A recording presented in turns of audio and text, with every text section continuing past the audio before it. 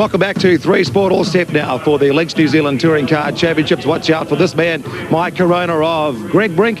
Your commentators are Wayne Munro and top Formula 4 driver Shane Drake. Yes, well, Greg Brink sitting there in the Lynx touring car for this race and getting away on the pole position at the moment. So looking to see fast lap from him in the last race. Sorted out that he has the pole for this one. So well done by Brink in that race.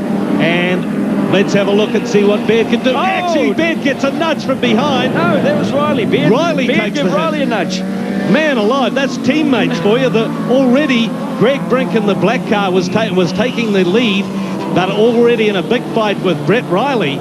And Baird gets turned around his teammate. Well, that's not a good start from Craig or Brett, but it... Okay, now if we were confused, see what happens. There's Greg Brink on the left. Here gets Brett Riley, has got a great start, gets turned around by his teammate in the number 1 car. Don't know whether he took a hit from behind, but everybody is every which way across the grass. Brett is looking to see what happened, mate. And, well, these two touched guards before, but look at that. That is pretty serious stuff. Well, it took out Angus and Jason Richards in the third BMW as well, so that's not a good start from Craig, but he's out front with Brinky hot on his tail. Well, he would have been really pumped up too. I think all of these guys would have been. Brett really badly wanted to do well here at Pukekohe because he feels that at the age of 43, he's really got to prove something. Whoa, getting very loose across the infield there is Angus Fogg in the 32 Ford Telstar. This is definitely the place where it all happens down here in the S's. Well, with that accident, it's taken those tyres off the railway corner, so the boys are going to be doing a bit of curb hopping this time. So you see Angus get on 2 wheels there and bouncing through the corner. But here's Brinky coming up on the back of Baird. He's going to have a go. He sure is. Down the inside. Yes, he's... Ooh, hang on there. Oh, tyres in the middle, debris in the middle of the track there as well. Just a little obstacle to get sorted out. Got rid of that. That was actually Brett Riley or Jason Richards coming through there in one of the other BMWs. So we saw this battle in the last race and ended up in Craig Baird's favour. With Greg Brink fighting very hard. Brink actually missed the start of the last race and had to do a charge back through the field to fight with these guys. Got the second spot, but got a very fast lap at the same time, which got him up there. But talk about a fairly willing start from the BMW boys. Man alive. Well, Brinky's making it clear from the outset that he wants that first position. So we'll see how they get on down the back straight this time. There's Angus Fogg in the 32 Telstar. Paul Dennison doing well here in the big V8 Commodore, the only V8 in the class. How about that? Well, I mean, this is remarkable. I mean, this car is really an outdated car, but it is absolutely flying. Sure is. It's the best it's done. Like Paul Dennison had a good go in the opening round at Manfield, but that was only after quite a few other people had come to grief. And Angus Fogg trying around the outside of the Commodore. Well, Dennison does a nice job, doesn't let the tail sling out and give him a tip into the dirt. And now Fogg has to look to the curbs. Oh, Dennison's going to hold the line though. The old V8 power coming in there and pulling it up the hill a bit better than the Telstar. Sitting just behind them in the yellow and blue car, the TSW Telstar. Oh, a bit of action down the back of the field here. Looking at the 41 car, that's a little pug getting the squeeze from another one of the Peugeots and the Nissan Sentra. These cars very, very packed at the back of the field here. Just taking a look at there at Railway, very, very littered with dirt and debris across the track there from that excursion in the opening moments. Well, yeah, with Craig and Brett coming together, it's left a bit of debris on the track, and of course now the tyres gone and cutting the curbs, it's pulling a bit of dirt onto the circuit as well. There's that black car looming up behind again. So the defending champion, Craig Baird, out in front after a bit of early hargy-bargy with his teammate, Brett Riley. Took Brett out of the action and now has got to deal with Greg Brink, because Brink obviously got quite delayed in that same incident. We didn't see on camera what happened to him, but definitely lost the lead to Craig Baird. Now let's see the Toyota coming up over the hill now, and whether he will attack Craig.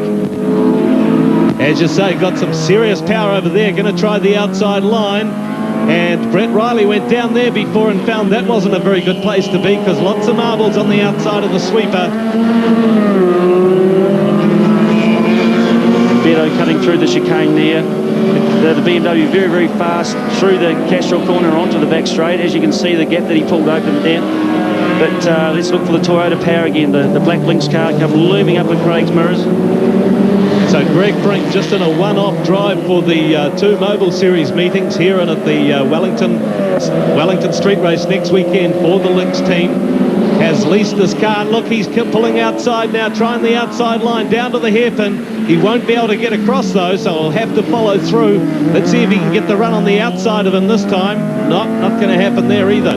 No, but he's right up his boot there, Wayne, and let's look again. What did you say there, Shane? Up his boot. Yes, okay. In his boot, I should say. He's in it now, but we'll look for the Greg to come down on the inside here. No, Baird covers the road there. Nicely done too. You see him just drift across the road quite happily, just making sure there was no space down the inside at all. Quite entitled to. This is a bit of a lock up there as he goes in through the S's. Yeah, Craig's trying pretty hard there with the BMW.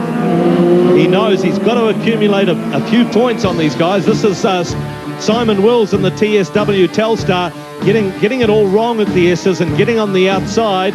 Will he get it back before he gets to the tyres? Yes, just.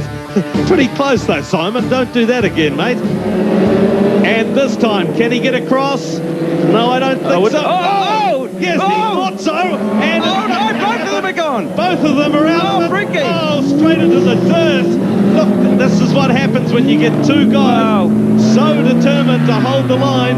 And there he resumes the race after his second incident in this race so far. One of his teammates looked like Jason Richards coming through right behind him. Yeah, no, Brinky's bogged down there. I don't think he'll get out. That's a shame, but he seemed to come across there and really sort of take for granted that Craig was going to back out of it. Well, watch the Iowa replay. You be the judge. Here he gets there, and he makes a severe dive onto the inside, then gets it really locked up, hits him, and by then they're both out in big trouble and only along for the ride. Here we go. We've got another view of it. Already taken the hit by then. Spears off down towards the dirt, and that's the end of it. Well, Brinky, reasonably lucky he didn't get into the U-coat tyres there. But he won't be a happy boy, but, I mean, it's pretty tough racing out there between these boys. They mean business. He'll be keeping an eye on Craig Baird when he comes back next time. There'll be the wave fist going up there from down the Greg Brink territory at the hairpin. So pretty disgruntled, I would think.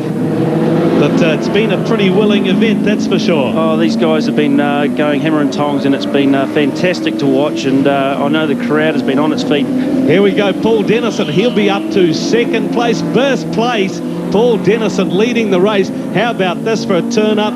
Because, of course, the New Zealand rules are favouring the 2-litre cars very much so these days. And as you say, the Commodore is a bit of a hangover from the past. It was the car to have about 3 years ago. Paul Dennison's been running around about 6th, 7th spot. Suddenly, this is his gift. Oh, that's look why. Look at the highway replay there. Angus Fogg with the big lose going through Castrol. All on his own as well. Wow. No one was helping him.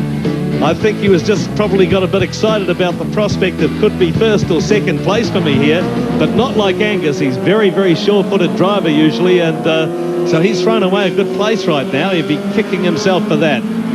Well, here we go. Craig's pulling up on Paul here, and I mean, it shouldn't be long before he's taken over the lead again. Just behind these guys, there's two more BMWs. If we get a chance to have a look, you can see the customary flapping wing mirror on the Baird BMW as he looms up, and there's the two BMW teammates, Jason Richards and Brett Riley, who was taken out by his teammate in that opening incident. Now we've got the traffic jam as they come up. Well, it's not a problem for the BMW to go by the big Commodore as he looms up here, but Dennison might be looking for an opportunity as Baird has to thread his way through the little cars, takes the wide line, Dennison following suit, and the checkered flag awaits for Craig Baird. So what an eventful race.